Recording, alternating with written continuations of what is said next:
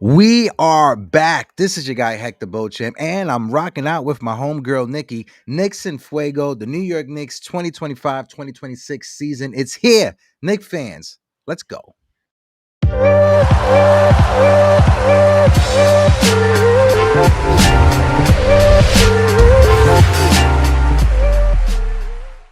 Like I said, what's up, YouTube? We are back. Uptown Sports TV. It's your guy Hector Beauchamp here. Knicks and Fuego. I am with Nikki. Nikki, how are you feeling tonight? Good, good. Optimistic. This year's our year. Championship or bust. Yes, sir. How are you? You know what? I agree 100%. Like the title of the video shows on the thumbnail, we are entering the Mike Brown era. I know this is our 2025-2026 season preview for the New York Knicks, but also this is the welcoming party for Mike Brown. So, Nikki, before we take a deep dive into the team, what's your thoughts on Mike Brown, the whole preseason? How do you feel about this team? And again, I miss having these conversations with you and Skills. Yes, miss you too. At least we're back. We're back. We're better than ever. Mike Brown, at first, I thought he was Thibodeau 2.0. Mm-hmm. That was like, let's see how it works. But I am extremely impressed by what I saw this preseason. I know we got one more game before we wrap it up for the preseason, Yeah. but the way that we're moving the ball, we're running, we're going back and forth. I think the third preseason game that we had with the starters in there was Mm. no plays. It was all natural. So all that ball movement and all that positivity we saw was unscripted. So if that's how it's going to be this year, I think is our year. Yeah, and before I piggyback on what you just said, I want to shout out to everybody who is in the building rocking out with us. Whether you're watching us on YouTube, Instagram, Twitter, Facebook, TikTok, wherever you're watching us, click that link in the bio, jump on over to YouTube, help us with the subscribers because on YouTube, we're sitting at 5,726 subscribers on our way to 6K. We're going to be giving you all the best Knicks inside information with the Knicks and Fuego. It's going to be myself, Nikki, and Karla as well, who couldn't be here. She in our text group message, she really wanted to be here, folks. Just to Yeah. let everybody know, Karla is upset that she couldn't be here. Nikki, show some love to Karla real quick. Yeah, Carla Mama. Next time, definitely next time we'll see you, but we're ready to rock out with you, girl. Yeah. And also want to let everybody know I'm putting the link in the chat right now. On the channel, we have a membership feature. So you guys can support us on top of super chats, on top of hitting the like button, hitting that subscribe button. You could join our membership familia. It is literally $2.99 a month. If you do it from your PC, it's $2.99. If you do it on the Apple Store because they try to get an extra dollar, it's $3.99 a month. So the link is in the chat. If you're watching this on the playback, you can literally just go into the channel and you will find the feature right over there. But Nikki, like you said, ball movement. What I've been seeing, especially in the preseason, is that the ball movement is something that was lacking last year. At times, when watching the team, if Jalen Brunson or Karl Anthony Towns couldn't score a basket, the ball felt like it was just dribbling in one place for like 5, 6, 7, 8, 10 seconds, and then they got to throw up a shot at the end of the shot clock. If if we need obviously Jalen Brunson and Karl Anthony Towns to lead the offense. But now with the ball movement, you got to find easy baskets for Mikal Bridges. You got to find easy baskets for OG Anunoby. And if we can unlock those two, that's going to make it easier for Jalen Brunson and Karl Anthony Towns to operate on the floor. One thing that I saw from Mike Brown in his post-game press conference, and I'll throw to you to get your take on it, was that he said in one of the games or their first home preseason game that he wasn't running any plays for them. He just wanted them to react. Go out there, play basketball, and react to what you're seeing. Let's get your take on that, Nikki. Folks in the chat as well, let us know.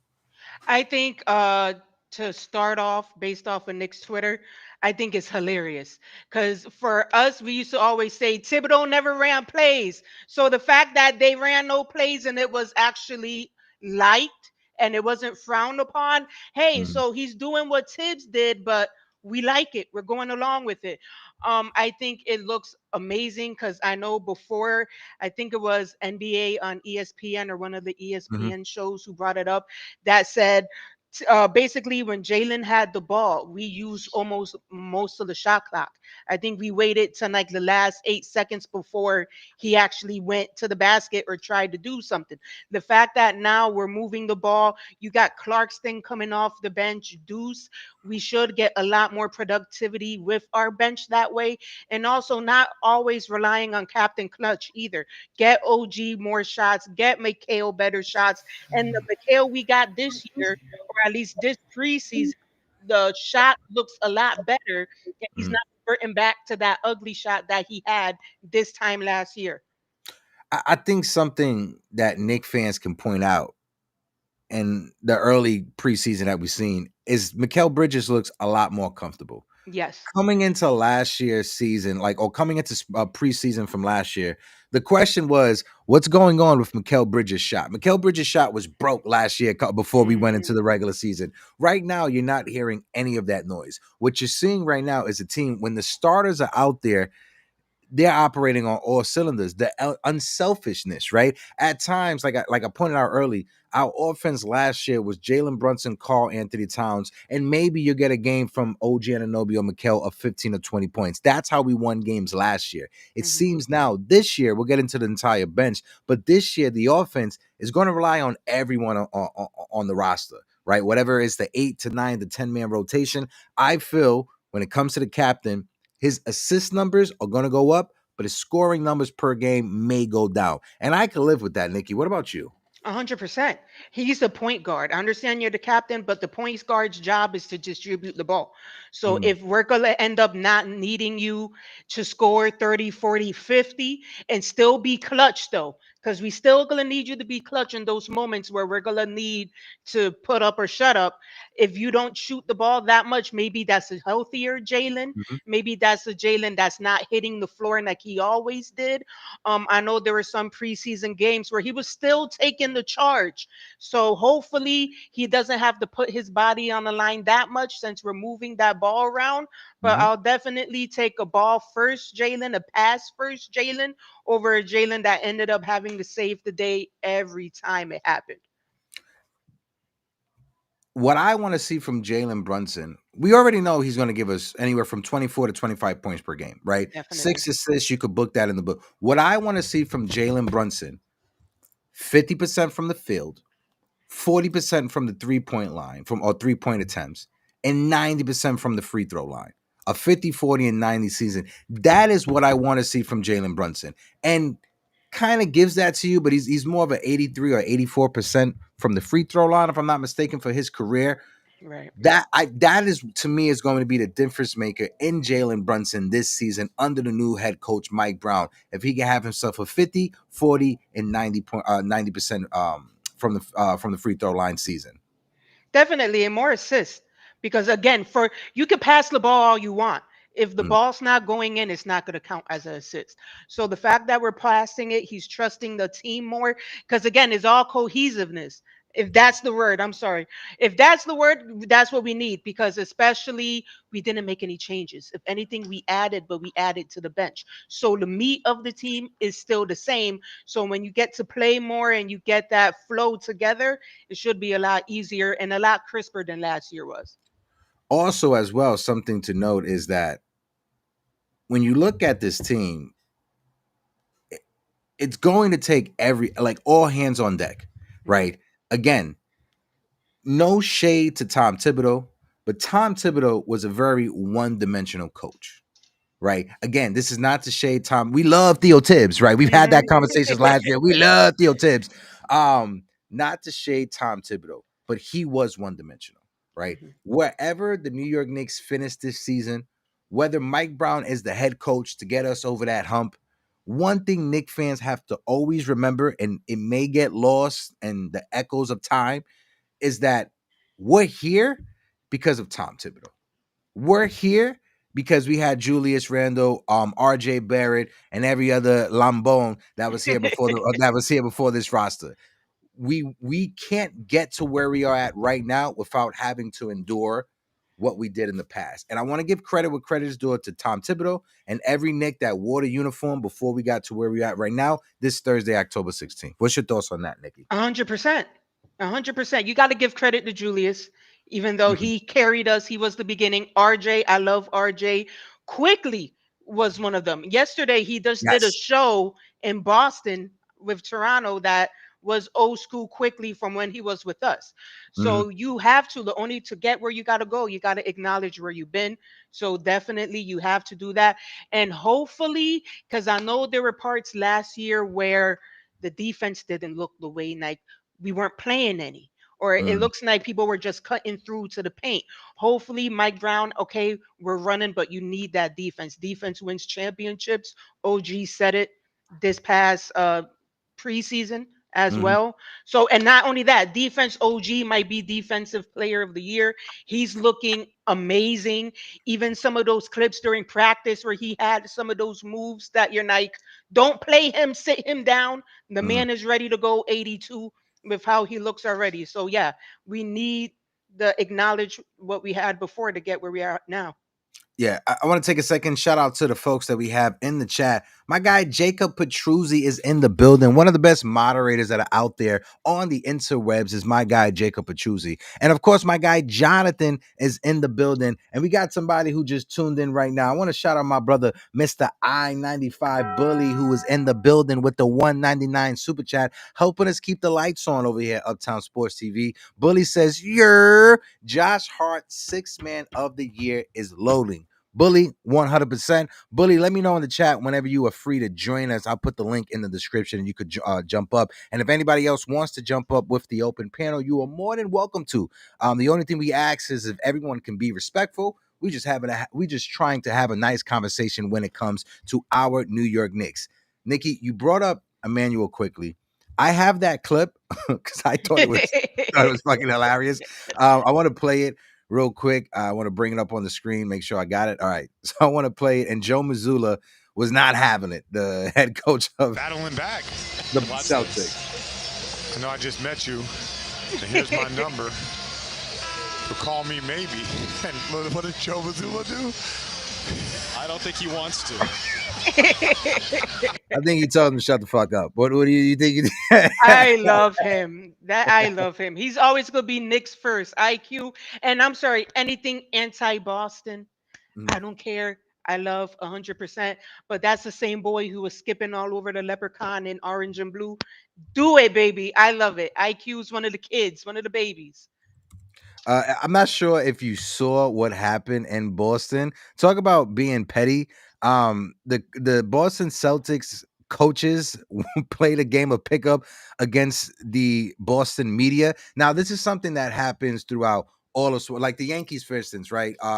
Whenever the Yankees and the Red Sox meet for like the first time, whether it's Hmm. at Fenway Park or whether it's at Yankee Stadium, there's a tradition of the Yankees beat writers versus the Boston beat writers in a game of pickup, like an exhibition game of baseball. That happens as well, apparently, with the basketball. But it's normally the media members versus each other. Joe Mazzulla said, "Nah, you guys are facing the coaches." And Nikki, when I Wow. tell you that but pay attention to the score at the end.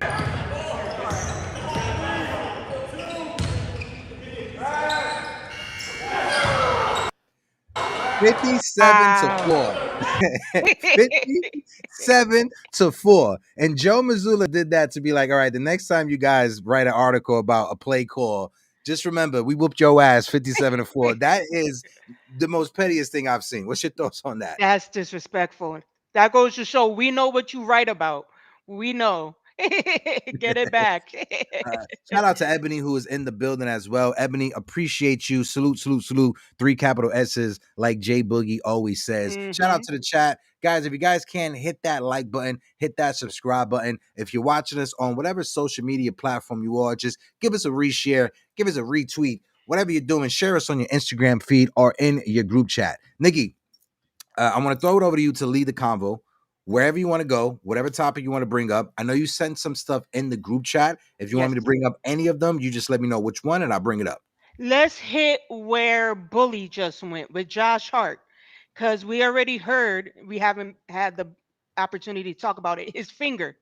His finger, he ended up re-injuring it during the Okay. off season. Supposedly, it will be in a brace. because he cannot get surgery again until next offseason. So some people are wondering, is it going to have an impact on his shooting? If it's going to make him better, any worse? That's the reason why you really didn't see Josh during the preseason along with his back. So is he really going to be sixth man of the year? I still don't know, because are we really going to run a double big? Are we not? Is there going to be games where you're going to have Josh in? Because my personal opinion is not every game requires a double big. We don't need Mitch and Cat to start every game. So up to you. Also, too, with Josh Hart, because you talked about his thumb, Mhm. beat writer for the New York Daily News that covers the New York Knicks, Christian Winfield, also reports that Josh Hart was ramping it up after sitting these past 2 weeks with back spasms. Yes. It's uncertain what his availability would be for the Knicks' final preseason game tomorrow night against the Hornets. So not only is the thumb an issue for Josh Hart, but the back is an issue for Josh Hart as well. And as somebody that deals with chronic back issues, I empathize with Josh Hart 100%. But to your question and to everybody's question on Knicks Twitter, if Josh Hart is not 100%, what was going into the season as our strength when it comes to our depth is going to start to be a question mark. It's a question mark now with Malcolm Brogdon. Mhm. His retirement, who's going to be the backup point guard for the New York Knicks, right? In Shams' article, if you read it, Shams was reporting that it was expected for Malcolm Brogdon to be the backup point guard for the New York Knicks. And the 3 or 4 preseason games that I saw of Brogdon, he looked a step slow. He looked Mhm. like he looked like he didn't have it, and he just looked like the old man that the injuries finally caught up to. Again, no shade to Malcolm Brogdon. He has more athleticism in his pinky than I have in my entire body. But Nikki, what's your thoughts on one, Josh Hart, the roster, and everything that you just brought up in the conversation? Because I think it's spot on that if Yeah, Josh Hart's not healthy, it's going to be a problem for the Knicks. I wouldn't play him tomorrow. Teams can be petty. I seen teams just hit your hand just to give you that sting. Mm, So I know we're playing Charlotte tomorrow. I wouldn't play Josh till the 22nd. If he's ready to go. Don't rush anybody. This is our year. Josh is that guy, but let him be at 100 or at least 90% with the finger before we even put him in. In regards to the backup point guard, Deuce looks amazing. he does. Deuce looks really tough. Give the boy the keys. I think he's shown the last couple years that you got to give the guy a chance. Especially last year, you had campaign going some games before him. Let him go. I think we could rely on him. He is a fan favorite. Not only does he know how to handle the ball, the boy is good on defense. He could go both sides of the court. I would let Deuce give it a shot. I think he's fighting for a contract. I think he's due for some money by the end of this year. So why not give the young man a chance? In regards to Brogdon, he did look a step slow. But I Mhm. think we have a deep enough bench that even if we need Clarkston to go back and forth with that ball, he probably could do it too. But I wouldn't rush Josh at all. Again, I think there's games where you need to do double big if you're playing Giannis, if you're playing San Antonio, if you're playing even Denver. Embiid, do the double big if you want to, but not every team needs to see that.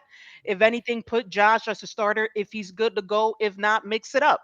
This Mm. isn't Tibbs days where your nine is your nine and who knows how long you're going to sit. Mix it up, switch the lineup up, and see what we got. Yeah, and talking about Deuce McBride, Ian Begley reported it on X or Twitter, whatever you call it. I still call it Twitter. I'm not sure about y'all, but Ian Begley, Miles McBride was at the hospital for special surgeries to go hang out with the children. He love the kids. We love the kids. Shout out to Deuce McBride for hanging out with the children. Shout out to Ian Begley for also reporting it. And like you said, Nikki, Deuce McBride this preseason has looked amazing. He is hitting it from, if I get it correct, people in the chat, you guys can correct me. I think over 45% from that corner three. And if Deuce McBride Hmm. can become automatic, you got OG Anunoby who hits the corner three at a high mark. You got Mikal Bridges who hits the corner three at a high mark. And if Deuce McBride can Hmm. be another player that can hit that corner three 45, 46%, it makes it easier or it makes it more deadly when Jalen Brunson is operating, trying to go down court. I mean, go down the middle. If you try to collapse on him, he can easily kick it out to any corner. And that's an automatic threat for the New York Knicks. I think their their 3-point shooting will be better this season, just off of Miles McBride having more freedom in the offense to operate. 100%, and especially with how he performed during the playoffs, Mhm. he didn't disappoint. He didn't disappoint. He came up big when we needed him. You heard the Garden say his name. We heard plenty of deuces through our playoff run Ooh. last year. Yes, so I think definitely you're gonna hear more of those, and I don't see why we shouldn't give him the ball. I want to It should definitely be his I turn. want to ask you something because Jackson Lloyd, also a beat reporter for the NBA and WNBA. I want to bring it up on screen right now. Last year, when it comes to Miles Duce de Leche McBride, 64 games, 9.5 points per game, 2.9 assists per game. From the field, he was shooting 41%, and from the 3-point line, 37%. It's year 5 for Deuce. What are your expectations for each one of those categories? I'll let you go first, and then I'll add mine. I'm thinking it's going to be higher across the board. He should get way more playing time. You got no campaign. I think campaign is in Indiana now. Campaigns in Indiana. We have a lot of people who got cut. I don't see how Kolick or anybody else is going to get ahead of him. So I'm expecting higher. I think he has more confidence, if anything. So the field goal percentage should go up. The three-pointers should go up. Even the free throws should go up because he attacks the rim. He has moments where he gives you that 99 Spreewell attack when he's running across the court. So I'm expecting high across the board. Yeah. For me, I don't know where it went. For me, um, obviously he's going to play almost the same amount of games from last year. But when it comes to points per game, I could see it going easily into double digits, anywhere from 12 to 13 points per game. His assists, I could see them going up to 3.5 to 4 up to 4 assists per game. When he gets field goal percentage, 45% from the field. And if he could give me 45 from the field and 40% from the 3-point line in year 5, double-digit scoring numbers from Deuce McBride, I think that's a solid improvement from this young man who is looking to get paid, like you point out, pretty soon, because he did sign a 4-year extension a few years ago with the New York Knicks. He is Hmm. coming to the end of that soon. So whether the Knicks decide to use him as a trade piece and a later deal for Giannis, we'll get into that conversation if it happens, if it don't, or if they decide to lock him up long term for the next 4 or 5 years. I think Deuce McBride, he has a bright spot. Not a bright spot, a bright future with the New York Knicks. Definitely, I agree. And he just had a little baby too, so those babies aren't cheap. You got to give that man that money. No. And you see what happens when NBA players are just athletes. Whenever they have a kid, they go into dad mode and get dad strength. We see it Yes. with Aaron Judge. Hopefully, Deuce McBride could get some of that Aaron Judge energy and go off and have an amazing season. And maybe him and Josh Hart can be competing for that 6-man of the year. But if Josh Hart is not healthy, not just Josh Hart, I'm going to take a step back. On paper, Nikki, on Hmm. paper, Thursday, October 16th, the Knicks look like they could win the Eastern Conference and they could win the championship on paper. But Amen. we Everything. know championships are not won on paper or in October. Championships are won basically in the summertime. Hmm. They have to go out there and prove with this roster, because anything can happen. Knock on wood, at any moment, an injury can happen.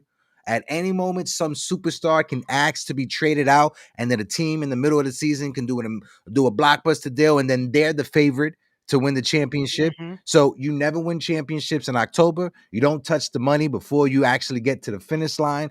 And if the New York Knicks can stay healthy, I think they can win a championship, but they have to stay healthy and they have to stay consistent. And we have to stay smart. Because one thing you just said, if a superstar asks out, because Milwaukee doesn't look like Milwaukee of the past. No. They could fall 5, they could fall 6. And Giannis is a talker. So if he says he wants out, we do not need to be the Knicks of the past where we give everything and pull a mellow trade. If Giannis is to come, and I don't know if you want to touch that now, let it be on his own. Let him talk his talk. Let him do what it is. Right now, ride with what we have. I don't want to do any stupid trades, but we've been those Knicks where we had a bright future and Julius dislocated a shoulder Yes. and everything went down. So hopefully you got to give it up to the basketball gods, and hopefully we're talking some bright lights in May when it's time to show up. That an excellent point as well. That Giannis deal, Nikki, that's a move that Isaiah Thomas makes. Amen. Or Phil. That's a move that Phil Jackson's bum ass makes, right? Those two lambones, they make that move. Where we're sitting right now with Leon Rose, and Leon Rose, we trust. Amen. If you're Milwaukee, you have no leverage in this conversation. Because in 2025 and 2026, we understand that the NBA is a players driven league. It is different than baseball, maybe a little bit different than the NFL, but it's driven by the players. One, Giannis has a no trade clause. So if Giannis comes up and goes to the Milwaukee Bucks, to their ownership, and says, I want to be traded, and the only team I want to be traded to is the New York Knicks. If you're a team, I'm going to see San Antonio. If you're San Antonio, and if Giannis makes it clear that he's not signing a contract extension with you guys if he's traded to you because he wants to go to the New York Knicks, if you're San Antonio, you're not giving up all those assets because there's no guarantee that he's going to stay with you. So if you're the Bucks, you have no leverage in this conversation. That's first and foremost. Secondly, in order for the Knicks to make the money match up, you're going to have to trade 2 out of the 3. That's Mikal, OG, or Karl Anthony Towns. I don't think the Knicks move off of Karl Anthony Towns because Worldwide West, that's his boy. That's his guy.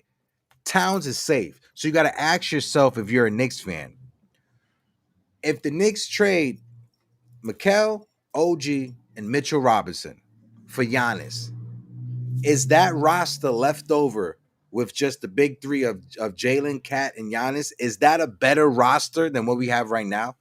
And if you guys think that it is, then I'm on board, then make the move. But if you guys don't think that it is, which I don't think that it is, I think you stay with what you have and let's see how the cards play out. Because maybe Giannis does want to get traded, and maybe it's during free agency and he don't cost you that much. I don't know, Nikki. I'm just speculating. What's your thoughts? My man Bully is saying, go and get him. Go and get him.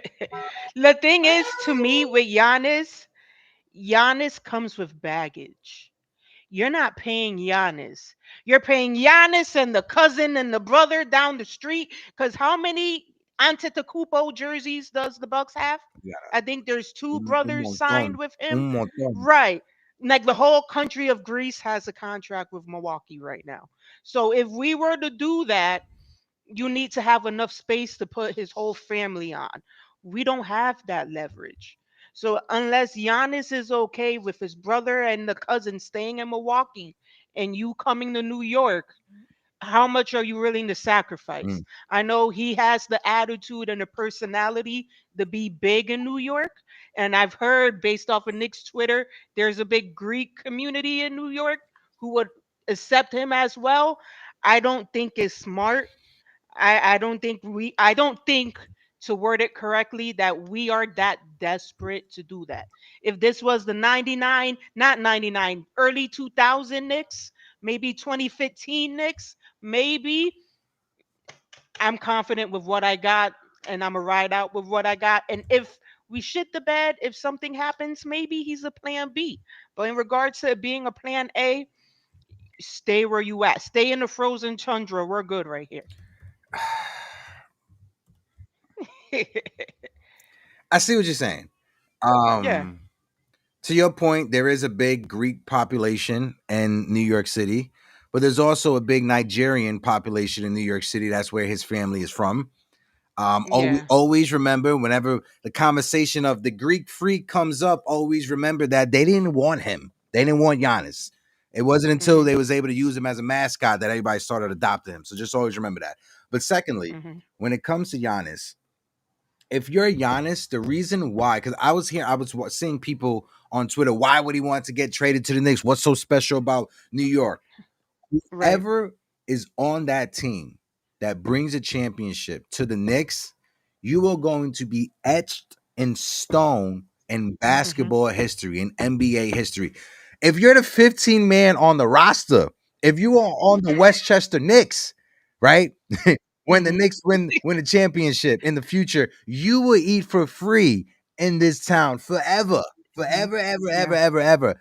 That's why I think if New York is his destination, Nikki, Giannis wants it because if he brings that championship, automatically he's going down top 20 greatest ever play, 100%. top 15, top 100%. 20 ever to ever play this game. What's your thoughts on that? And then we got my guy Bully backstage that I'm going to bring up as well. Go ahead, Nikki. The way I see it is also he's going to be one of the greatest big men, period. He might be up there. He's already good. Is he Hall of Fame good? Is he good enough to put up there with Shaq and everybody else? If you could bring a ring to the Garden as a big man when Ewing, after 17 years, couldn't do it, Hey. you give the man a statue. You know what I mean? Look how we're already treating Jalen. Oh yeah, Jalen, the prince who was promised is who Jalen yeah, Brunson is already. So if he could do it at 100%, and he has the ego, he has the personality. So if you think is already LeBron doing this, what you think Giannis is going to be doing? So exactly. yeah, And also too, you 100%. see Mark Cuban is making his rounds again, being upset about Jalen Brunson signing with the Ay, Knicks. Dios. He's like a disgruntled ex. Like, give me a All right, break. so we got our guy Bully backstage. I'm gonna bring Bully in, but I gotta give him his music. I gotta give him his Undertaker music. My guy Bully coming in. I-95 Bully. Shout out to my guy Bully. It's been a minute. I miss you, my guy. I hope all is well. I hope the fam is doing good. How you feeling today? I feel like I gotta come in here like the Undertaker, man, or the American Badass. Um, like with the whole Giannis thing, like it's not gonna happen this season, but Mm, to just dismiss a top three player, like to me, like that's wild. Like the mm-hmm, guy's a top three player, top 2, 3 player. So like with Carl Anthony Towns, like if it doesn't work this year, like you're in your window now. mm-hmm, And Mhm. there's a reason why the Knicks aren't the favorites. Like the Knicks are not the favorites to win the chip. Then some people don't have the Knicks favorites to come out of the East. Like there's a reason why.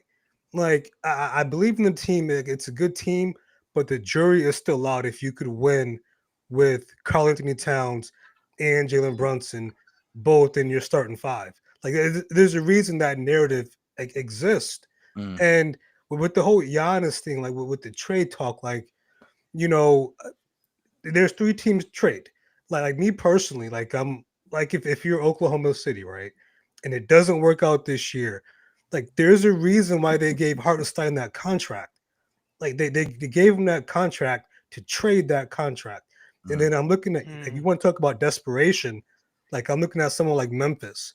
And like the reason why I said 3-team trade, like I remember myself included, a lot of Knicks fans were hot and heavy over Jaren Jackson Jr.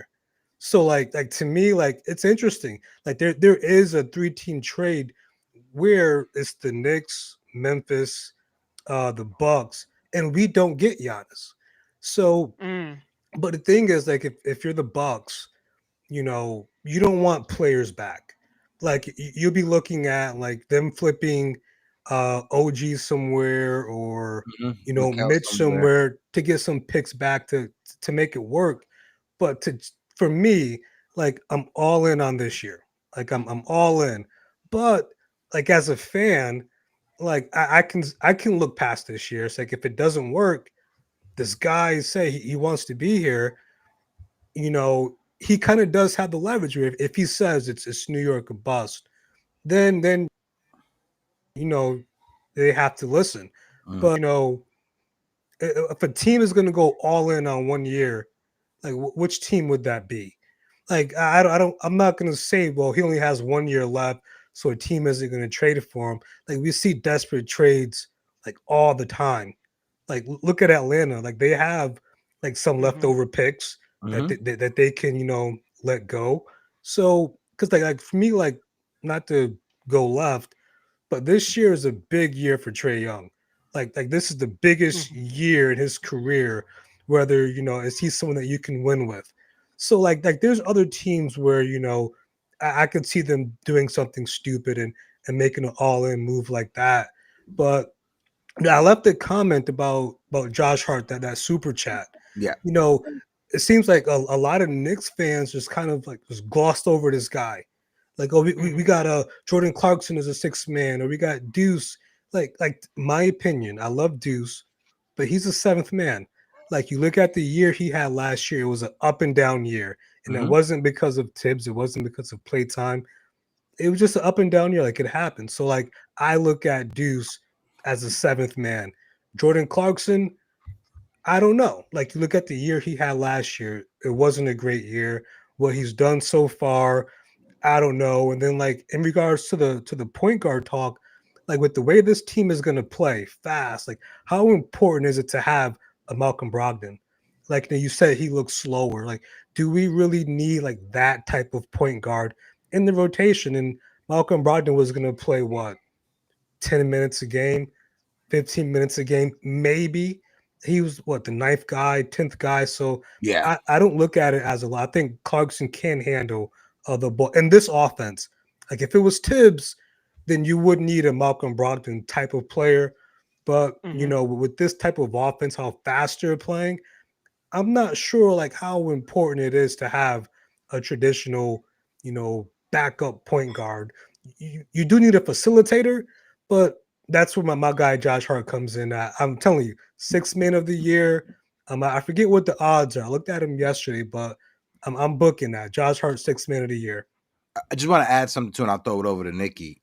When it comes to Brogdon announcing his retirement, I don't think that announcement or that news is the make or break if the Knicks are going to win a championship, right? No shade to Brogdon. I don't think, like you said, he was going to be the 9th or 10th guy off the bench. Obviously, our backup point guard to help facilitate the offense, but the offense wasn't going to go through him necessarily. It was going to go through Jordan Clarkson. It was going to go through Josh Hart, Deuce McBride, and Brogdon was just there to be an extension of the head coach. And like I said earlier, he did look a step slower. He did look like Father Time was catching up to him. Like I said, he has more athleticism in his pinky bully than I have in my entire body, but it just wasn't a proper fit with the Knicks, and it was exposed very badly in that game against the Wizards, where defensively guys were just blowing by him. Like, guys were just blowing by him. It was looking like a matador in Spain, just the Ole with the bull. Nikki, what's your thoughts before we jump back? Because I got a video from Giannis, and if you're a Bucks fan, you see this video, you very scared. Go ahead, Nikki. With Josh, and it's funny because ever since you said it, Bully, it won't come out of my head. They are sleeping on Josh. Like, the fans are really sleeping on Josh. And for the dude is the heart of the city. He put on so many fans in the last 2 years. I would say last year, I think more than ever. Gave tickets, bought books. I'm not gonna lie, I had my tickets from him. So God bless you, Josh. To this day, I owe you.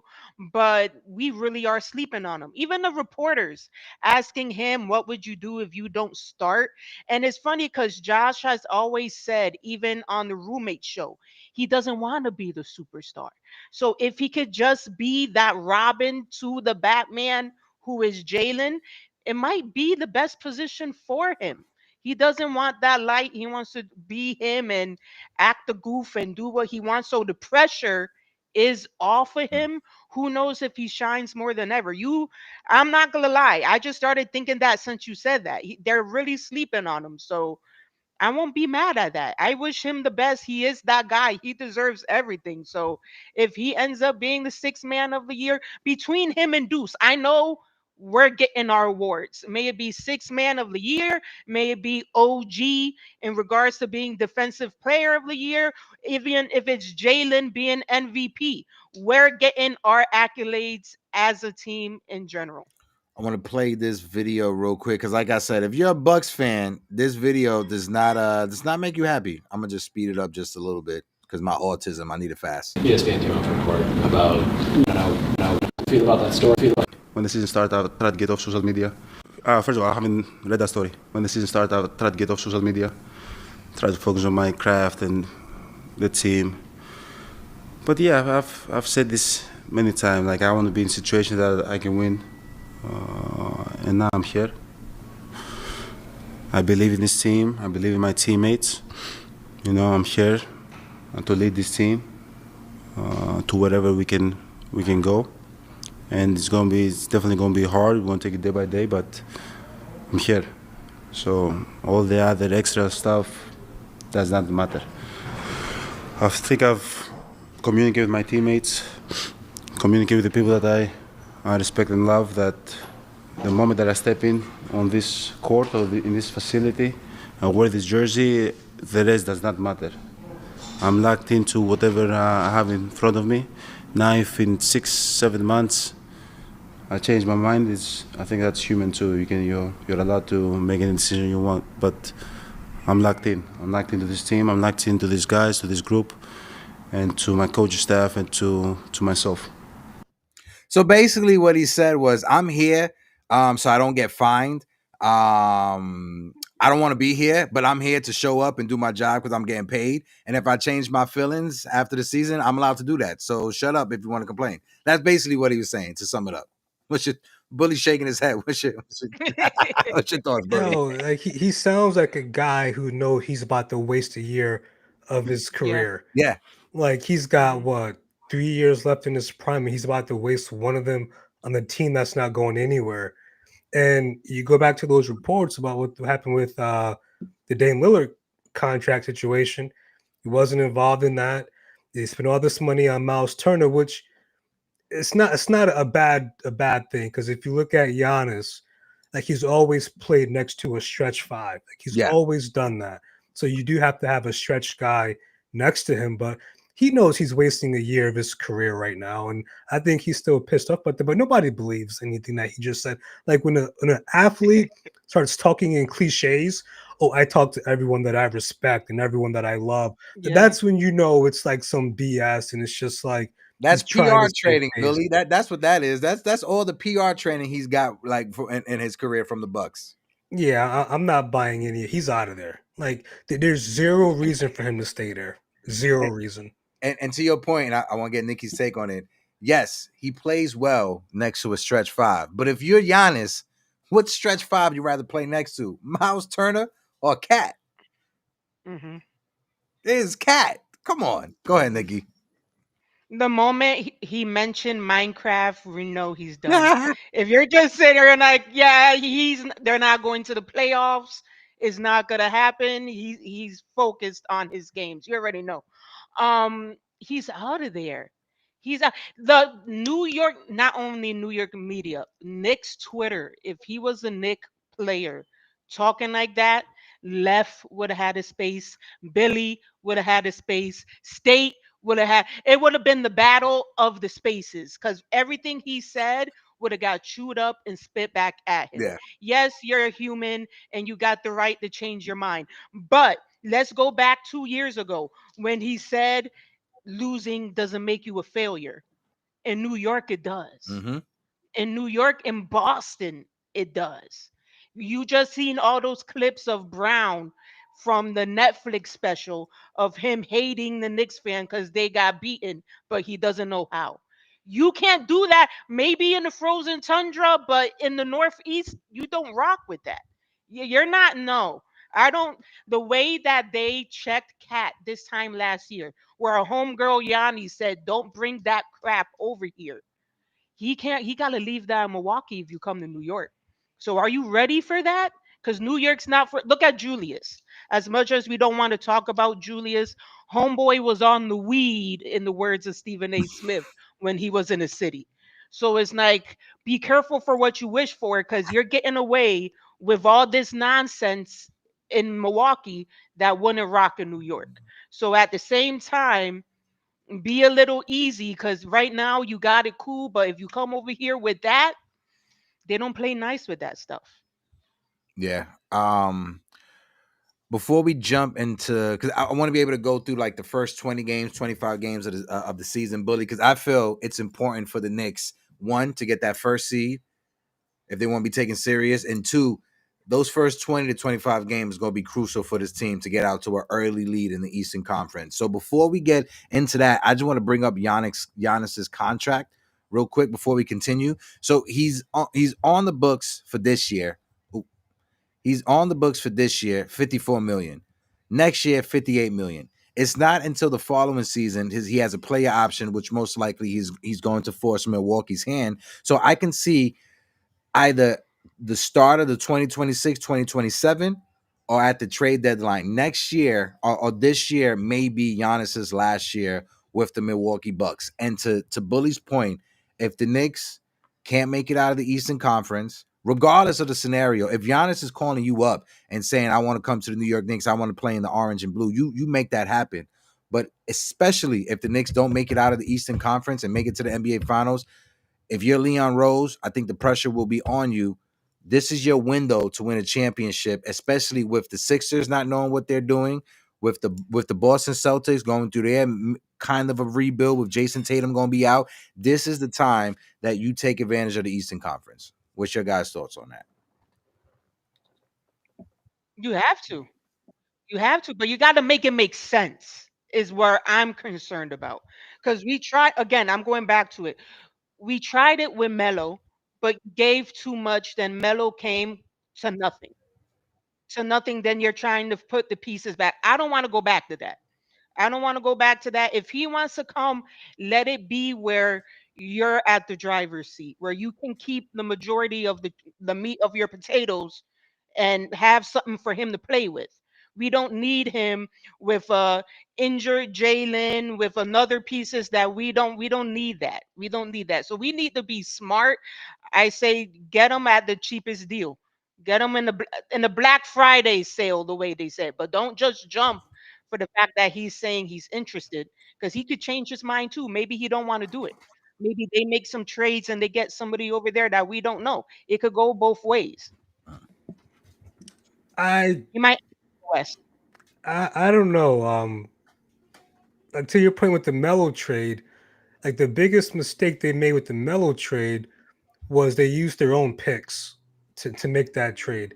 If they were smart, they would have acquired some picks, and then it would have been okay.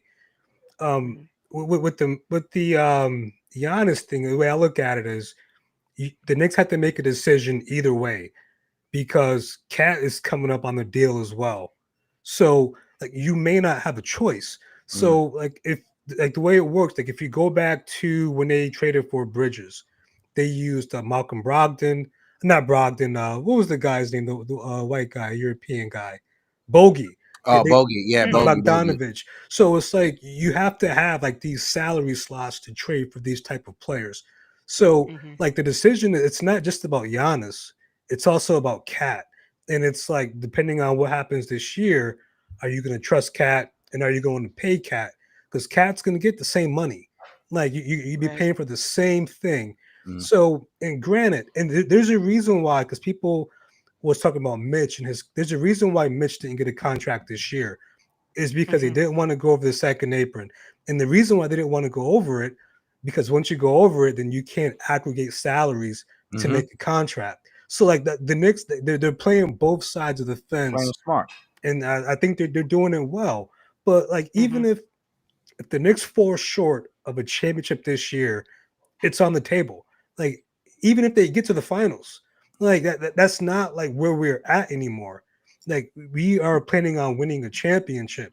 Anything short Mhm. of that is a failure. So if it's a failure, then you have to go back to the drawing board. Are you going to run the same team back?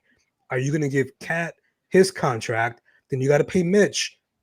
It's like there's a lot. And then Brunson's coming up on a contract. And this next contract, I don't believe it's going to be one of those team friendly deals. So they're this season for the team as individual players. Like if you want to be in New York, you guys love each other. You got to go out and win.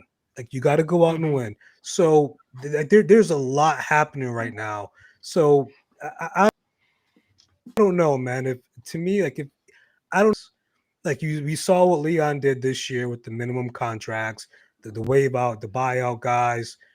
There's a way, but I don't think you just turn it down.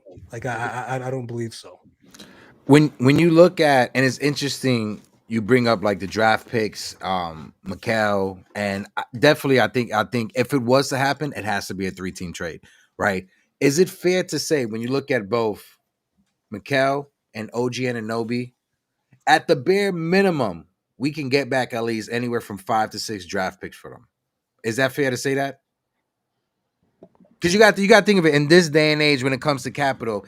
I think Mikal Bridges, you could get anywhere from 2 to 3 picks back for him. The same thing Mm-hmm. with OG Anunoby. So those two guys right there can get you anywhere from 5 to 6 draft picks. So if you have to get a third team involved, hell, if you have to get a fourth team involved, let's get crazy. We sipping on sauce here. Let's get crazy this Thursday night, right? If we have to get a fourth team involved, that way you could send OG one place to get 3 picks, Mikal someplace to get another 3 picks. You're going to give the Bucks 6 first-round picks. Hector, remember when I came on, I mentioned Memphis.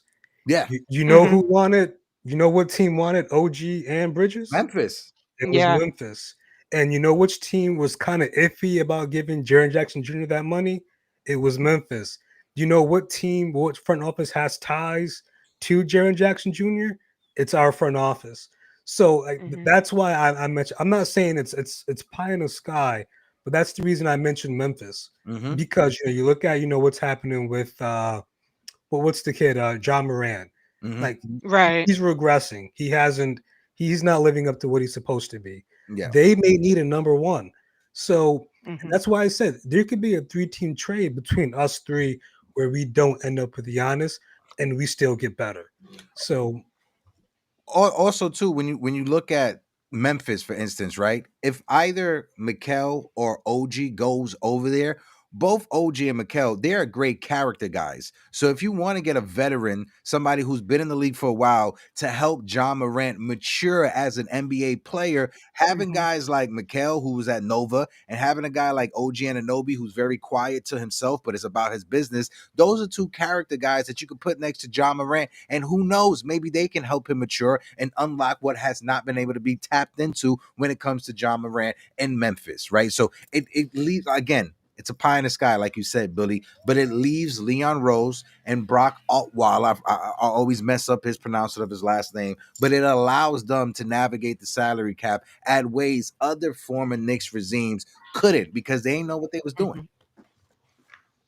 Exactly. I honestly believe more having this conversation with the 2 of you guys, more that Giannis is coming than I did literally 2 hours ago. well, Bully convinced if we win, me. if we win, we don't got to worry about it. We win a chip, we don't got to worry about it. No, but either way, you're good. You got your plan A, you win. You got the plan B. If we don't win, pivot. You always got to have more than one option. So at least you got that. Even if the Knicks, knock on wood, even if the Knicks were to win, if you're Leon Rose and Giannis is calling up saying the only team I want to get traded to is New York, it is malfeasance from a front office perspective if you don't make that move. If you have one of the best talents, a superstar talent, a generational talent like Giannis saying, I want to go only to you, you have to make that move because you have to ask yourself, like I brought up earlier, Bully, I'm gonna ask you, if Giannis comes here and it is, first of all, in your opinion, is Giannis a top 20 player of all time? Yes. Yes? Yes. He's a top 20 player. Yep. If he wins a championship in New York, where do you put him? Top 15, top 10?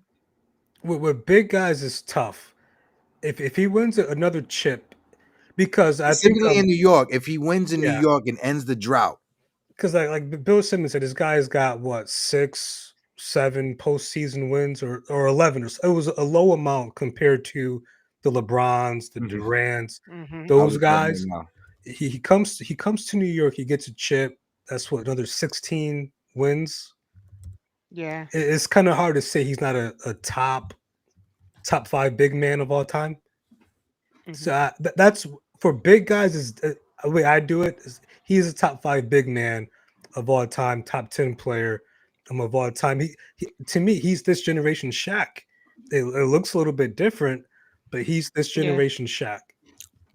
So he's won. It shows here 7. No, it's an 8 playoff series, but he has a combined 44 wins in postseason play. No. That's what I'm looking right here on StatMuse. Maybe, but whatever it is, it's significantly less than guys like LeBron, guys like that. So even Tatum has more playoff wins than he does. I think he's tired of it, but I don't know, man. It's all wishful thinking. But you tell me we could get Giannis. I'm not.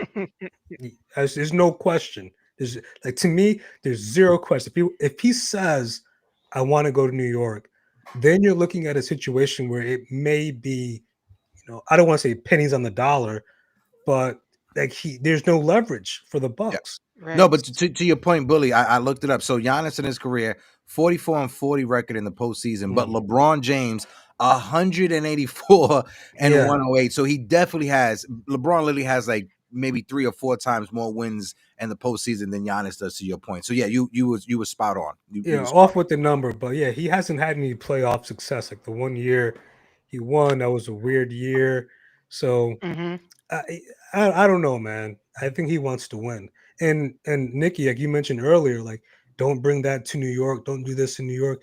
Like when players come to New York, it seems like they kind of know what the Yeah. deal is and what they're. Mm-hmm. But the fact that he referenced, I want to be in, that means he knows. Like he knows on. what time it is. Like he wants to win. Like if you win a Mm-hmm. chip, say whatever hell you want to say. Say whatever you want to say. Yeah. But I think he's with it now. I do. It's not bad. And can't complain. We'll see what happens. My fault. I just got muted for a second. I want to Nick Loyalty in the chat. Yeah, the Nova friendly deals are done. Jalen will get paid, and there will be no easy way to retain everyone in the near future. We must get it done this season, or we might really consider Giannis. I think when it comes to Jalen Brunson, what's his? Let me look up his AAV right now. Jalen Brunson contract. He's like right around 30. Yeah, when you look at Jalen Brunson's AAV, he's making 34 million this year, 37 next year, 40 million the following season, and then he has a player option for 43 million in 2028, 2029. When you look at Giannis's, it could work out that the Knicks can keep Giannis, Towns, and Jalen. They can. Yeah, it's It could very work out because yeah. each one of them is literally after the other. Because when you look at Karl Anthony Towns' contract, I'll pull that up as well. He's like 28% of the cap or something like that for Cat. So it's like it's very similar to Giannis. Yeah. That's a literal three-headed monster, though. Cat, Giannis, and Jalen. I don't think they So do that though.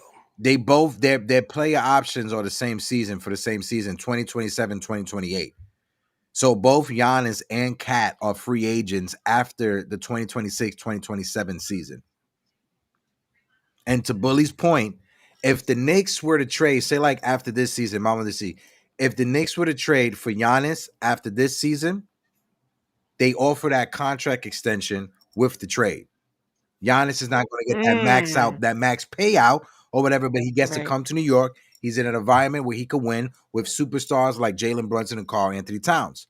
Karl Anthony Towns, you could wait till after the season because you would still own his bird rights to a degree, and you can offer him that max, and you could go over the salary cap or whatever that luxury tax Ooh. threshold, and you can do the same thing with Jalen Brunson because you're allowed to keep 2 of those guys on your roster. We won't have the bird rights for Giannis. We'll have them for both either Cat or for Jalen Brunson. Or if they trade for Giannis, to have his bird rights.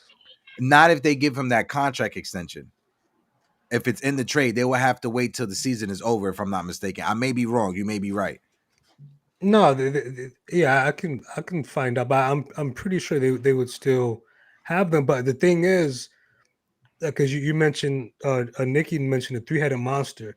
If the Knicks Mm-hmm. are trading for Giannis, that means Cat did something wrong, or something didn't work out Ooh. with Cat. So like Yeah. they could keep the 3 of them, but then like you're really hamstringing yourself with the second apron stuff. But if they trade for him, that means it didn't work out with Cat. So I don't Did it know. work out with But like you Cat, said, or did it though, work out with Mikal and OG? It could go either way because, like you said, because if you win, he could still want to come because you won. So does it work out? Does it not work out? To Nick, but to Nick's loyalty in the chat, shout out to Nick's loyalty watching us on Twitter. If you want to jump over here on YouTube, whenever you want to join the open panel, you're more than welcome to. But he says the big cap trio of Giannis, Cat, and JB will make it hard to build a roster. I agree with him, but at the same time, we could be a destination for veterans to want to come who's chasing a chip.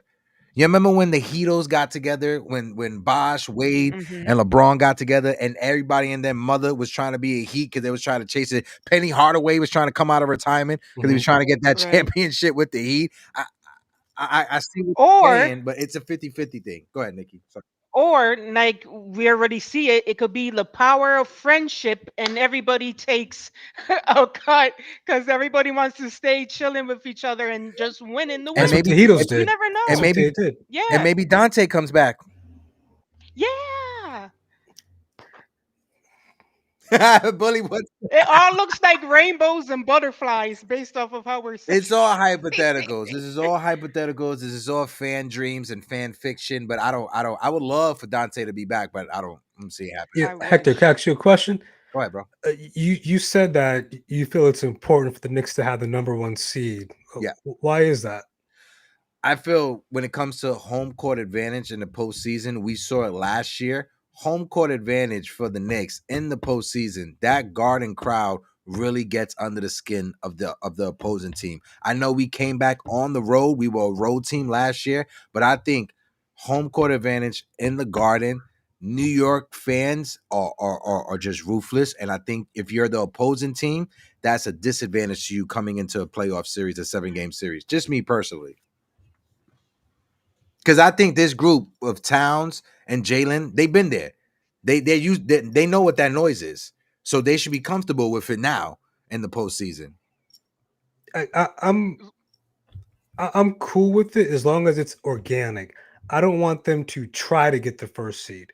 Like if it happens, it happens. I think like the over under. Um, I think Fanatics has the Cavs at like 58 wins or something like that, and they have the Knicks at like 53 or something like that. Like I'm not too hung up on the seeding as long as it's organic. I don't want them like chasing the first seed. Like if they're there, cool. But I don't want them chasing it though. I'm gonna just add something on. I think it's important for the team the first 25 games to get out to a big lead in the East because if they're struggling out the gate, you're gonna Hmm. hear the rump. We should have never got rid of Tibbs. Mike Brown's not him. This roster, you need a trade. So in order for Knick fans to not do it to themselves and make a lot of noise online, I think it's important for Mike Brown and this team the first 20 25 games of the season to get out to a big league in the Eastern Conference. I'm gonna jump in real Go ahead. quick. I don't think we're ever gonna hear we shouldn't have gotten rid of Tibbs. I think if anything, it's gonna be we got the wrong Mike. We should have got the coach from Denver instead of this guy. That's better. That's why I'm leaning more that That's way. better. But yeah, because I'm thinking everybody was already cansado of Theo Tibbs. That was like, go You know, sir. they wanted no But parts of him. they wanted right, and that's the thing. I that between Mike Brown and the coach from Like Denver, that. my money was on the coach from Same. Denver. The dude's from New York. As much as everybody wants to jump on storylines, he's from New York. He has the attitude. You saw how he acted when they won. I could see him fitting rather decent with what we have in regards to pieces.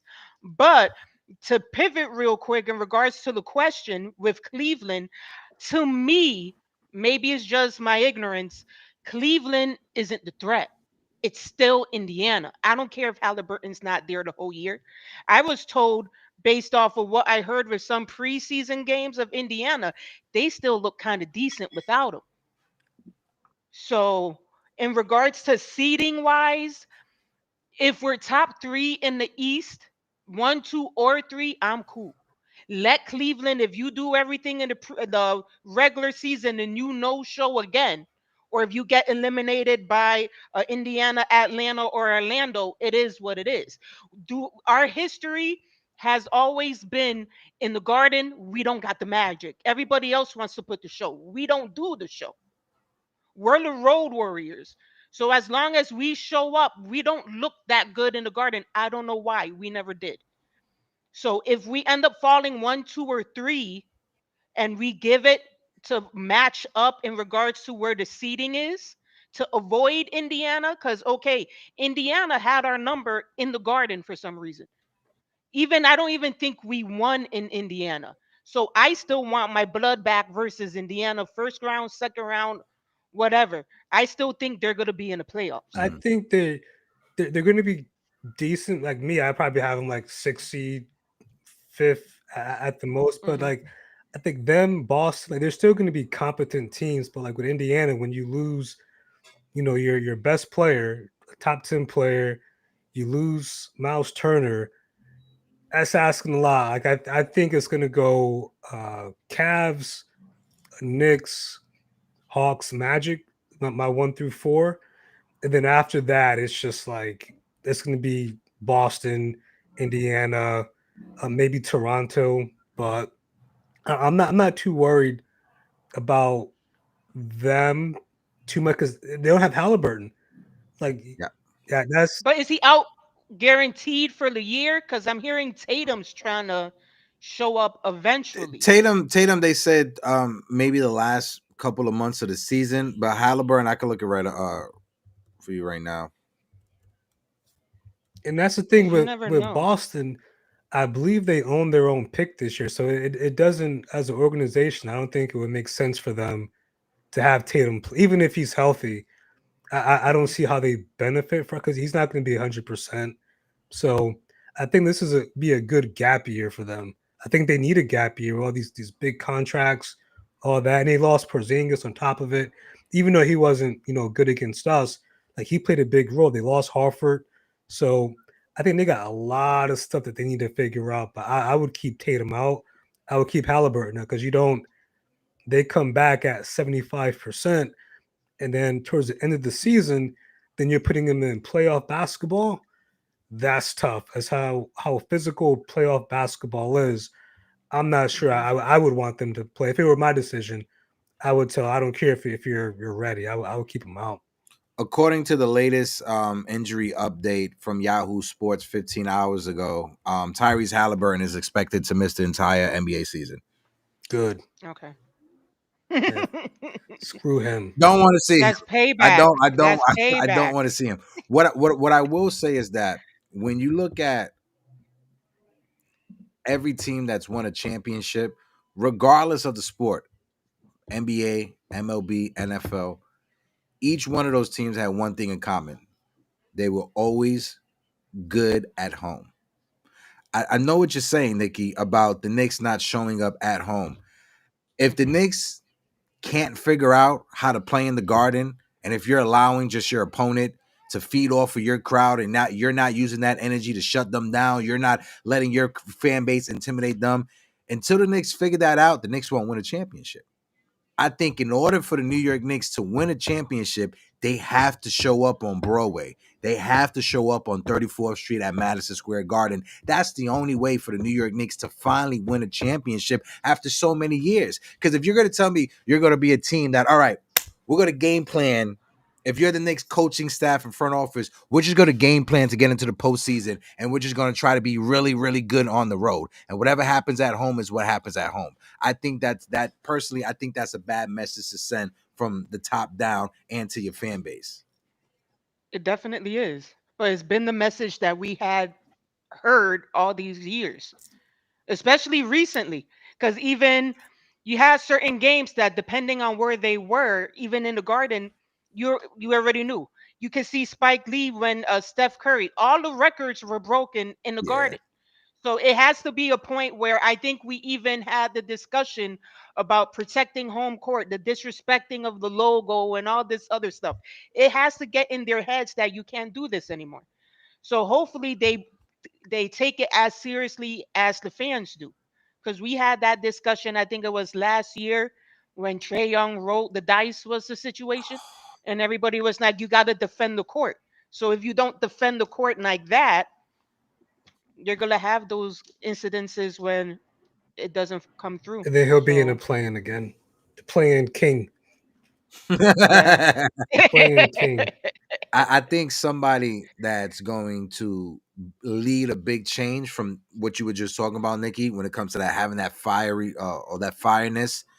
I think it's going to be Yabusele. I think I I like think him. Gerson is going to be an enforcer for the Knicks. I think he's going to be a big presence on that court. And if you're Trey Young, I think with Gerson, you're going to think twice of Clarkson rolling the too. dice. And with Clark, can't forget Clarkson. Clark, that's a great point as well. I'm going to shout out my guy Sherwin, who is in the chat. Good evening. Tyree's dad is my classmate from Adali East Stevenson High School in the Bronx. No Bashini, Kyrie, and my shout out to Sherwin in the chat and my guy Future in the building. Future Yanks is here. Sherwin, I hope all is well. It's been a minute, my guy. Throw it over to you guys. You guys can lead the conversation. You want to do the games? Oh yeah, let's do that. Yeah. Let's do that. Let's go down the game. Thank you for remembering because my ADHD, I totally forgot. So we start next week, Wednesday, October 22nd. If there's any Knicks fans watching, I will be outside of the garden. Myself and Caleb from Latino Sports. We will be interviewing fans. I will be covering the entire Knicks season as a member of media with Latino Sports. If you guys aren't familiar with Latino Sports, we present the Latino MVP Award in Major League Baseball, and we are doing it in the NBA this year for the first time, and the player to get it will be Karl Anthony Towns. So make sure you guys tune in, follow Latino Sports. The link to the website is in the description of this video. But going into the schedule next week, Wednesday, against the Cavs, we're going to start with the first 5 games. 1, 2, 3, 4, 5. Cleveland, Boston, Miami, Milwaukee, and Chicago. Nikki or Bully, whichever one want to take it, go ahead. What's the record? What's your thinking? I want to be cocky. I wanted to say a sweep, but just for the hell of it, because we are who we are, I'm gonna say 4-1. Mm. I'm gonna say 4-1. The one that I'm iffy with is the Cleveland. It's the first game coming home, the first game of the year on TV. Boston, I think we got. I'm confident against Boston. Miami isn't a threat. Milwaukee, I'm not concerned about, and I'm not concerned about Chicago either. I want to say 4-1, and that's just me, just because it's the first game of the year. Mm. What about you, Bully? I'm gonna go 4-1 as well, but I'm gonna give us the loss against Boston. We know how it is when teams when you're playing a team for the first time after you beat them in the playoffs, those teams usually come out with a little extra spunk. I think that game is going to mean a little bit more to them than it is to us. Like they're going to come out wanting to win that game. I think they're going to come out with a lot of intensity. But I go 4-1, and then I have the first loss. It's going to be November 2nd, a schedule loss. November 3rd. I'm sorry, November 3rd is a schedule loss. Why it got to be our game though?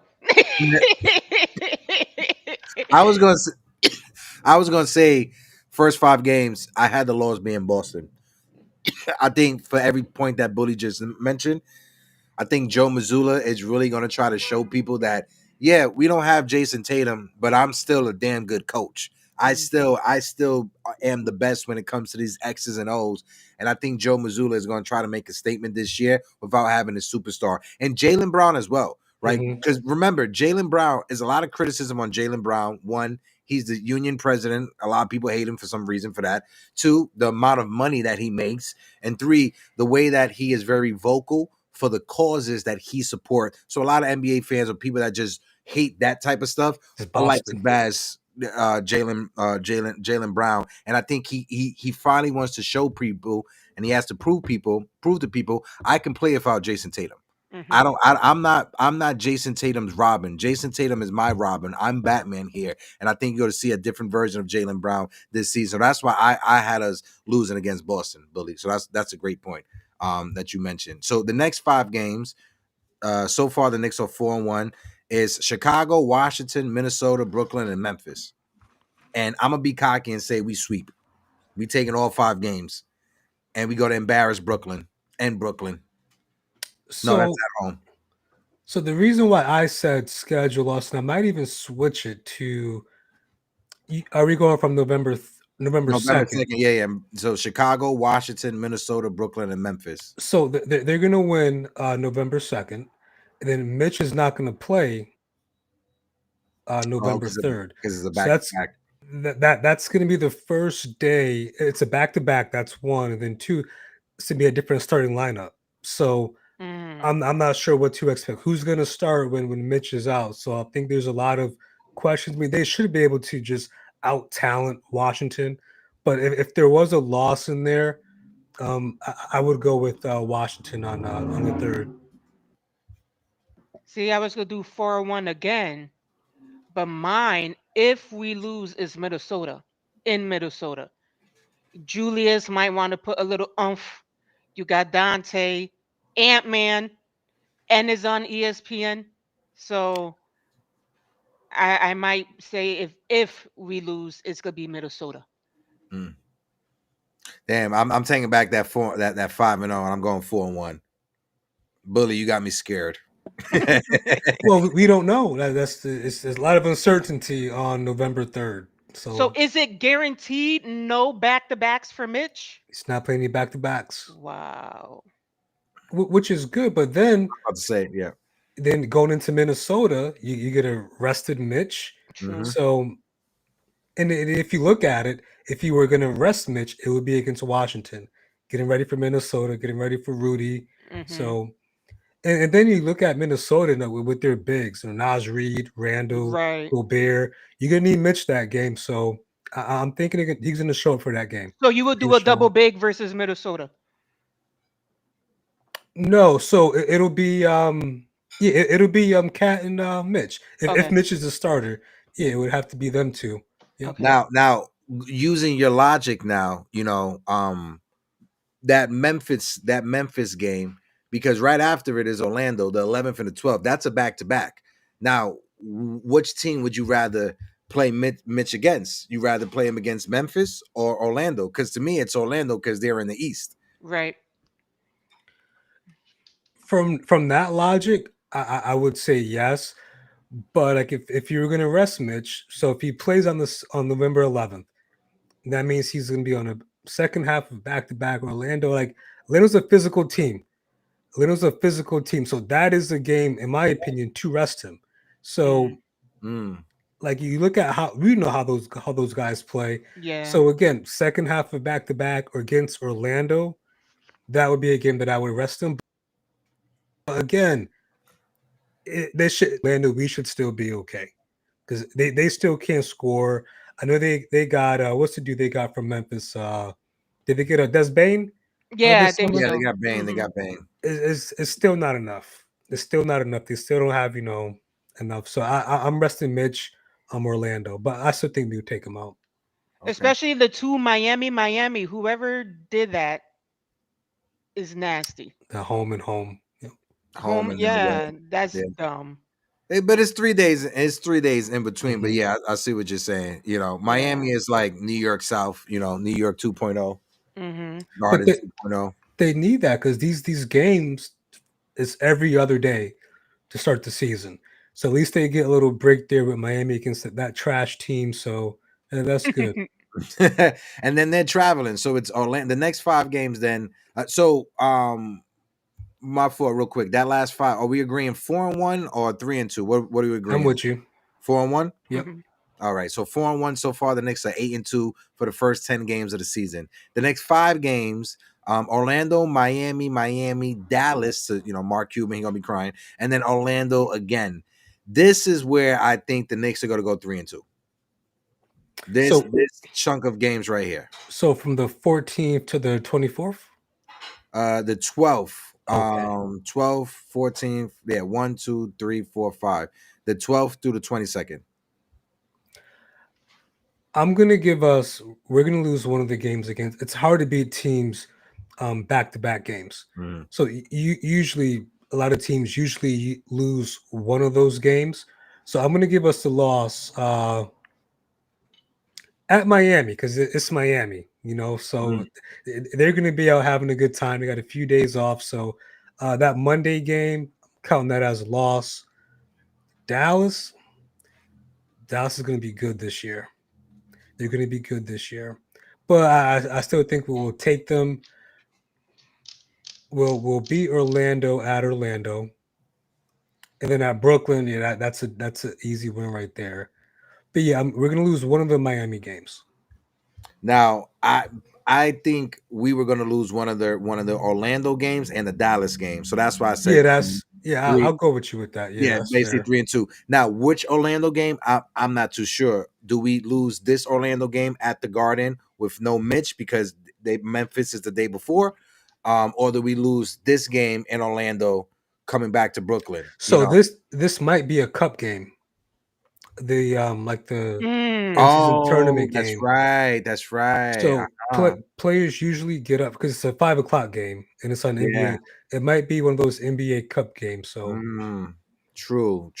You see, that's why I'm sorry. That's why you got me doing 2 and 3. Because you got me doing 2 and 3. Because number one, for the last couple seasons, we look like ass against Dallas. I don't know why, but we always have an ugly game where it's 20, 30-point loss against Dallas over some BS. I don't like how we look against Dallas.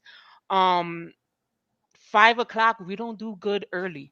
1 o'clock, 3 o'clock, 5 o'clock. If it's before changing 7, time zones too. yeah. If it's before 7, I don't like how we look. So, and I think we're not gonna get both games with either Orlando or Miami. So I'm going 2 and 3.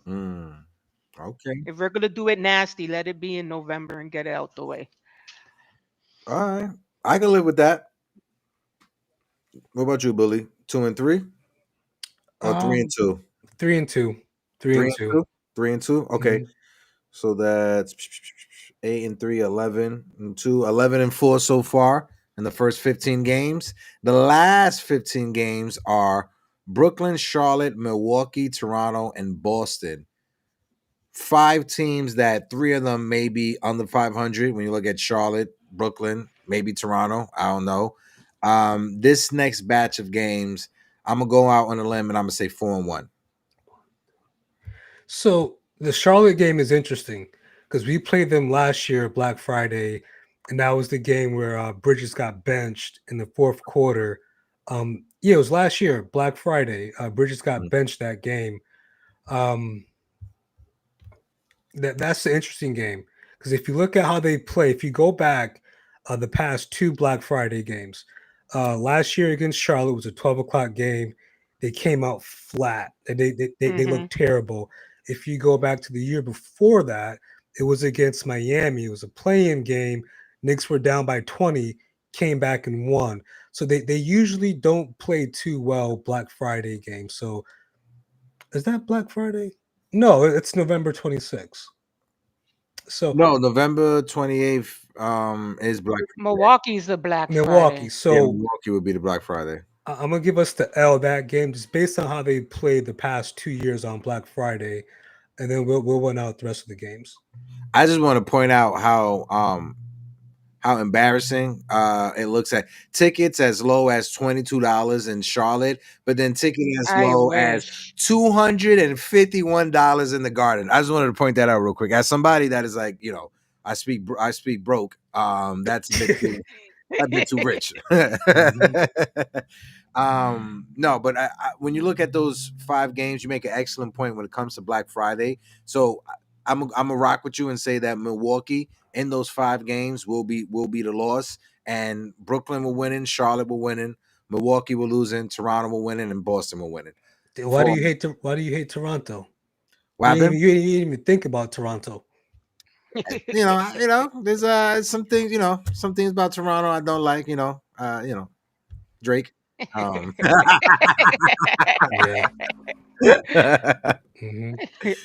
Everything else is okay. I'm a fan of Vladimir Guerrero Jr. and his family. Shout out to him. I know you may hate me, Bully, for saying that, but no, I just want to point something out real quick. I was like, his family getting mistreated like that at the stadium. I think is something that's corny. I think that's corny. And as somebody that not even just work in media, but just as a fan, if you're a fan, whether it's the Knicks, whether it's the Yankees, whether it's the Mets, whatever team, if you're in your home arena and you see fans acting like that, say some shit about, like, nip that shit in the butt. Check other fans that are acting like that, because one, that makes Yankee fans look bad. Knick fans, when Knick fans do it, that make Knick fans look bad. It just makes you look bad as a fan, and it takes the fun away from the game. Mm-hmm. You know, go to the stadium, have a good time. You know, just don't get too drunk. That's really all it is. You turn him into a victim. So yeah, you know, and his family. You don't think he knew that was going on? That definitely knew it. Because when I was on the field, Bully, they were talking about that. Like after the game, I was there to be on the field. To like his family was talking about that, and I had a conversation with his brother, who was one of the sweetest dudes in the world. Like that's trash. Back to the Knicks though. I think we win in Toronto. I will go 4-1 too, but unfortunately, my loss was the Boston one. I don't think we're gonna be able to sweep them the whole year. Some shit's gonna happen. If it's a ref, if it's something stupid, and they're if we good. miss a shot, yeah, they're still Boston. So I'll give them one at home. Okay, that's fair. So that's 4-1. So that's what, like 15-5. Even if That's beautiful. if we go 15-5 for the first 20 games of the season, I think Knick fans will be happy. I think that's a solid 20 games, first 20 games of the year. We like to think they will be happy. They're like, oh, we should be 20. We should be Yeah, we're supposed to be 17-3, 20-0. 18-2. You know. Oh yeah, I'm not mad. Hold on, real quick. I just want to bring a comment up from Sherwin before we get out of here, who says Spencer Dinwiddie will be the perfect backup for Brunson. Is Dinwiddie available? Yeah, he got waived today. Would you take Is that the Brooklyn net who was Yeah, talking all that shit? No. with the nasty goatee. Yeah. No. why this? I saw somebody years ago said that Spencer Dinwiddie's goatee is like Trae Young's hair. Yeah. He has the Trae Young of goatees, is what Spencer Dinwiddie has. That's hilarious. Also, too, I want to just play this right now because we're gonna be petty. Nikki, you sent this earlier, so I was gonna play this. Yay. Let me just hold on. You got to accept both the highs and the lows. Last year, we were a championship team. We won a championship, duck boats, champagne. This year, we got to listen to insufferable Knicks fans. I don't know how we lost in general, but we lost.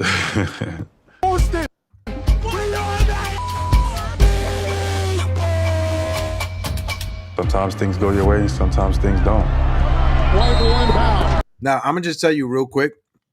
No need to play the rest. When I saw the beginning of that, I thought it was AI. Like I dead ass thought it was an AI video with all these AI videos that are circulating. It's crazy. I dead ass thought it was AI. I had to look it up, and I was like, oh no, he actually said that. We went from championship to having to listen to unsufferable Knick fans. I love it. I bought the biggest. I'm in Massachusetts, if y'all don't know. I bought the Hey. biggest Nick decal and I put it on the back of my truck. Mm. So I just drive around. I'm like, y'all don't know. People told me, you need to watch where you park. I dare you, please crack my car because I'm going to order another one. I love it. It's beautiful. Also, too, Nikki, I just wanted to say before we get out of here, it was great meeting you and linking up You with you too. at the NBA Hall of Yes. Fame. We were down there covering the NBA Hall of Fame with Latino sports. We were there for Carmelo Anthony, the first Boricua to be inducted into the NBA Hall of Fame. Shout out to Carmelo Anthony, who gave us a nice interview.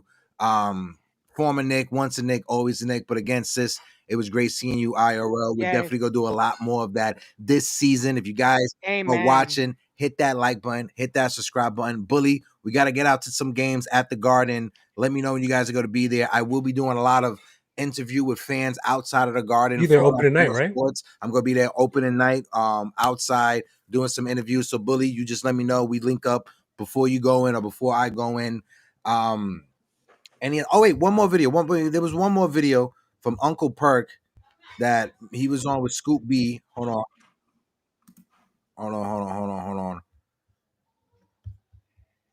Because out of everybody in the media, Kendrick Perkins has A been Donovan Mitchell led team has never made it to the conference finals.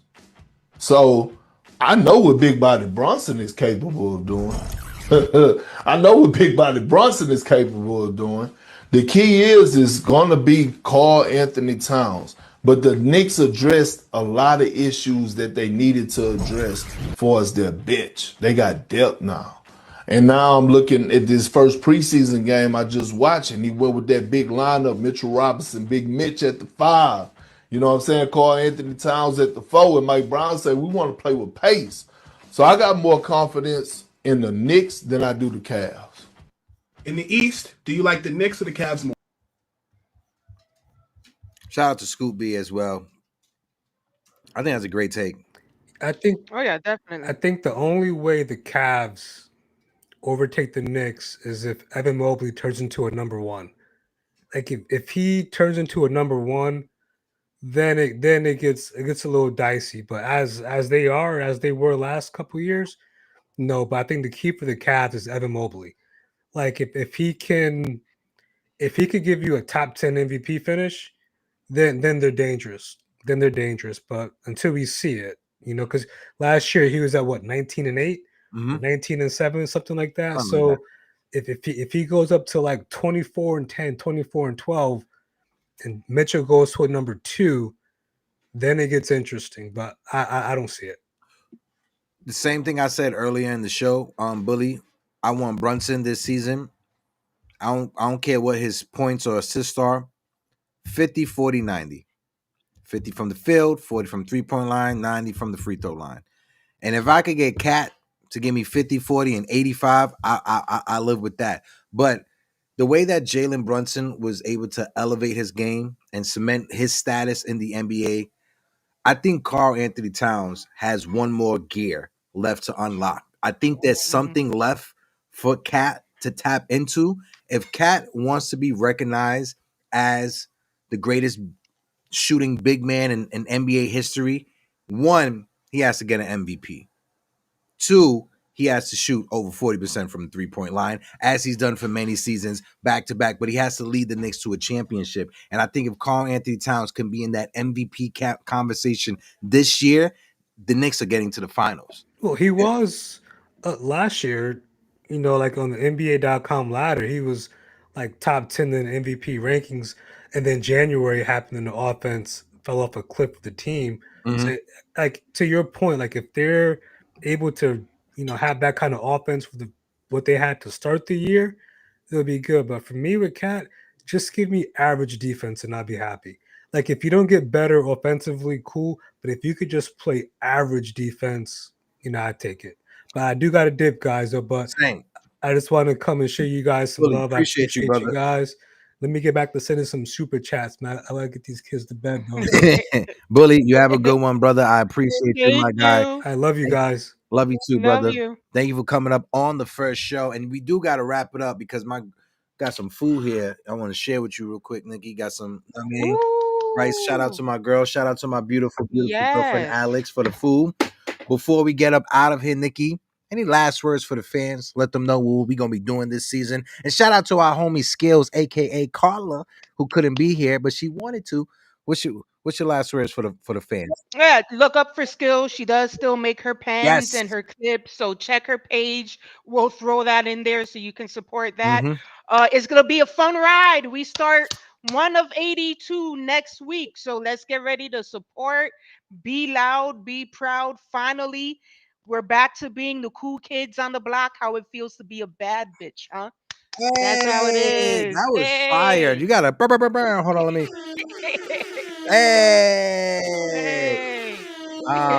Also too, guys, make sure you guys are following us on every social media platform. The link is in the description. Nikki's Twitter, my Twitter as well. You guys can find this on TikTok, on Instagram, Uptown Sports TV. When I'm working the games at the Garden this past season, at the Yankee games and Met games, I was live on the field before the games. I will be doing the same thing at the Garden. So if you're watching us, make sure you guys are following on Twitter, because when the game is starting and they're doing their warm-ups. I'll be live. You guys can see some behind the scene footage that you're not gonna get on any other channel. Not to toot our horn, but Latino Sports, Uptown Sports TV, we got a lot of good things that are cooking behind the scenes, and we look forward to sharing everything with you guys. But before we get out of here, I want to play a video. This is from a dope group that is in the Bronx, Dominicans, Uptown New York, Plantan Industrial. Good individuals. I want to shout out them. If you guys can, make sure you guys go and follow Dos Flacos on social media. I'm going to share this right now, and Nikki and I are just going to chill in the back. Until next time, we're going to play this, and we'll be back to say goodbye.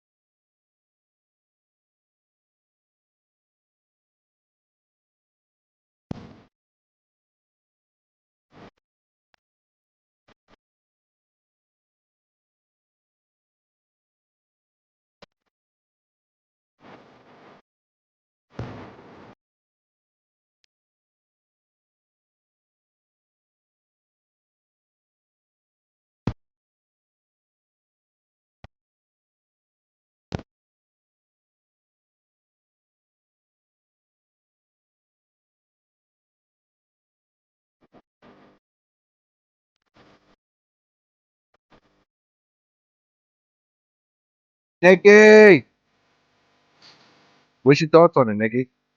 I like it. It's giving me gorillas Mm-hmm. when he was going through. Yeah, it's dope. Mm-hmm. I like it. Shout out to everybody in the building who tuned in. This was our first episode of the season, KnicksEnFuego.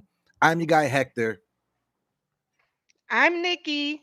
and Skills will be here next time on the next episode. But folks, hit that like button, hit that subscribe button, and until next time, Arriba the Dirty, deuces, you beautiful people.